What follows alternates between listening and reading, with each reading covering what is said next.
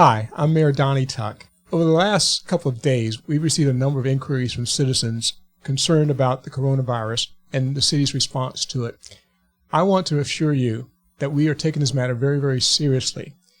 The council members and I are receiving regular updates from our city manager and her team, and we know that they're doing the right things to protect us, particularly our city staff and our first responders.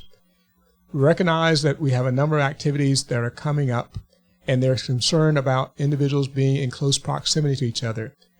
But again, I assure you that we are taking our guidance from the Virginia Department of Health as well as from Governor Northam and his staff.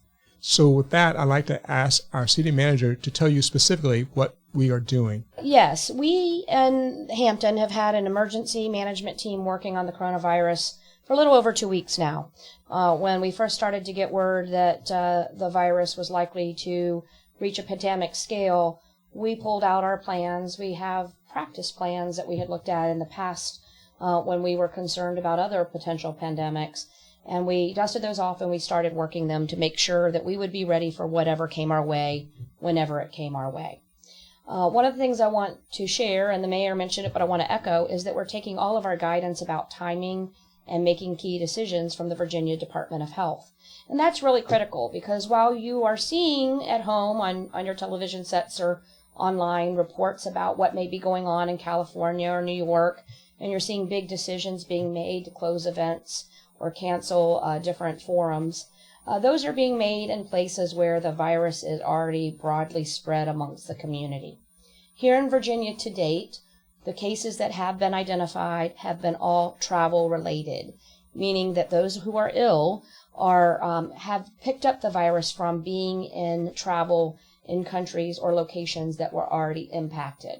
We do not yet have a broad community spread of the illness, which means we're not quite at the stage of some of those other localities in terms of taking more drastic measures.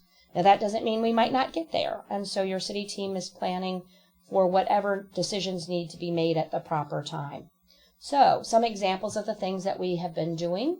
We have been reviewing our continuity of operations plans, which is a way of saying we're looking at what essential services must continue, which workers we need to continue those, and which workers we may be able to allow to telework and be at home so that we don't put our employees at further risk of spread, and so that we help our health systems manage the spread by keeping as many people in isolated situations, social distancing as needed when the time comes. Again, we're not quite there yet, but we want to be prepared when the time comes.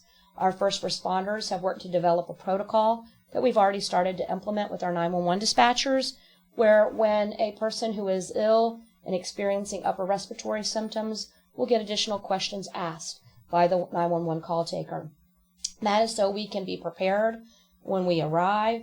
We can alert the hospital so that they know that we may have a patient who needs to be further screened for illness, and so that our first responders can appropriately take measures to protect themselves from possible contact exposure.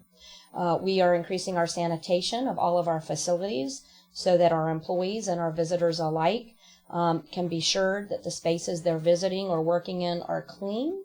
And we are also visiting our plans for various community events, be they big or small. We have a variety of things that go on in our community all year long. We're a very vibrant and active community. And some of those are smaller events and some of them are larger events. And so to make the decisions about what we cancel, when we cancel, again, we're relying on the Virginia Department of Health guidance about the proper time to make different closure or cancellation decisions. And that's probably the most important thing to stress, that we will be data-driven in all of our decisions. We understand that this is a very scary time for all of us. This is a new virus that we haven't had a lot of exposure with or even experienced. Some of the data is evolving about best practices for how to test and treat faster. And our systems are really working to adapt as quickly as possible. But what we do know is that it's never wise to panic.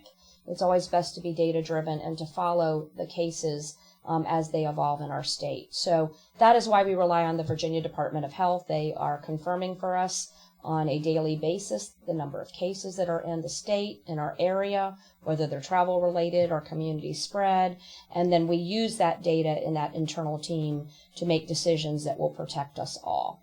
And as the city manager just said, one of our more vulnerable populations are our seniors. As a result of this, on Monday, March the 16th, we plan to close the Hampton Senior Center. Please continue to follow us on our social media, Facebook, and our webpage. Thank you for tuning in. Stay safe.